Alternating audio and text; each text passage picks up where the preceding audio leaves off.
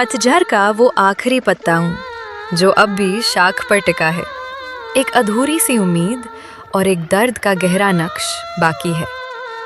हवाओं से कह दो कि अब और इम्तिहान न ले मेरा। मेरा सारा वजूद अब मिट्टी में मिलने की ताक पर बाकी है। चुपके से आकर जो रूह में जहर घोल गया था कभी, आज वही शख्स सरेआम मेरी बेगुनाही के सबूत मांगता है। जिसकी खातिर हमने अपने खुदा तक को बुला दिया था यार, आज वही पत्थर दिल हमसे वफा की रीत मांगता है। अब महफिलों की वो झूठी रौनक हमें काटने को दौड़ती है। हमें तो बस शमशान का वो गहरा सन्नाटा ही प्यारा लगता है।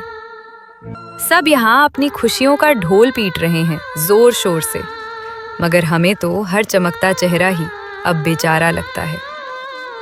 खामोश खड़ा हूं मैं अपनी ही उम्मीदों की जलती चिता के पास। अब किसी और से कोई गिला या कोई भी शिकवा नहीं है। हमने तो चाहा था बस एक सच्चा और नेक हमसफर इस सफर में, मगर इस तपते रेगिस्तान में कोई अपना कारवां नहीं है। रेत की तरह फिसल गई सारी खुशियां मेरे इन खाली हाथों से।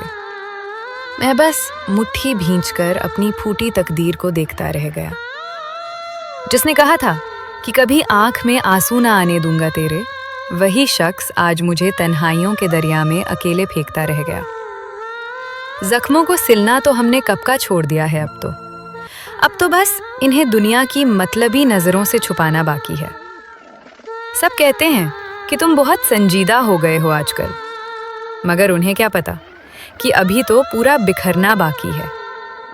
अंधेरे कमरे में बैठकर जो खुद से बातें करते हैं हम तन्हा, वो बातें ही अब हमारी जिंदगी की कुल जमा पूंजी हैं।